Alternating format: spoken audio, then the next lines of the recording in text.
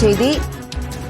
Delta சாகுபடி விவசாயிகளுக்கு சிறப்பு தொகுப்பு அறிவிக்கப்பட்டிருக்கிறது. இது குறித்த கூடுதல் விவரங்களோடு செய்தியாளர் அபினேஷ் நம்மோடு இணைப்பில் இருக்கிறார். அபினேஷ், இந்த சிறப்பு தொகுப்பில் எவ்வளவு ரூபாய் விவசாயிகளுக்காக அறிவிக்கப்பட்டிருக்கிறது? விவரங்கள். ஜெனிஃபர், இந்த ஆண்டு மேட்டூர் அணையில் போதிய நீர் இல்லாததால் டெல்டா சாகுபடிக்கு நீரை திறந்து விடுவதற்கு மேலும் காலதாமதம் ஏற்பட்டிருக்கிறது. இந்த நிலையில விவசாய மக்களுக்கு மிக முக்கியமாக டெல்டா விவசாயிகளுடைய குறுவை சாகுபடியை எதிர்பார்த்து காத்திருக்கக்கூடிய மக்களுக்கு தமிழ்நாடு அரசு 78.67 கோடி ரூபாய் மதிப்பீட்டில் குறுவை சாகுபடி தொகுப்பை அறிவித்திருக்கிறது.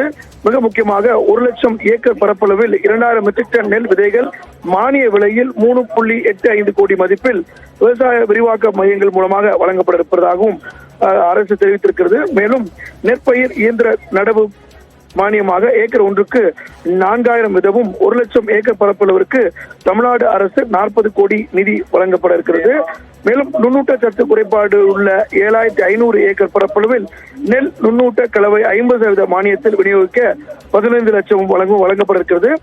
மேலும் பயறு வகைகள் 10,000 ஏக்கர் பரப்பளவில் சாகுபடி செய்வதற்கு 50% மானியத்தில் தரமான விதைகள், திரவ உயிர் உரங்கள் மற்றும் இலைவழி உரம் தெளிக்கவும் 1,20,00,000 ரூபாய் நிதியும் வழங்கப்பட இருக்கிறது இந்த தொகுப்பு மூலமாக.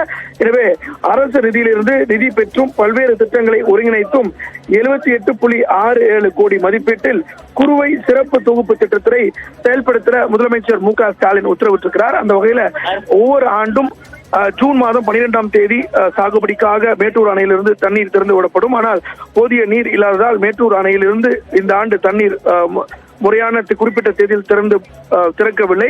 இது மேலும் 1.5 மாதம் காலதாமதம் ஏற்படக்கூடிய ஒரு சூழல் இருப்பதனால் இந்த குறுவை சாகுபடி சிறப்பு தொகுப்பு திட்டத்தை தமிழ்நாடு அரசு அறிவித்திருக்கிறது. ஜெனிஃபர், விவரங்களை வழங்கியதற்கு நன்றி அபினேஷ்.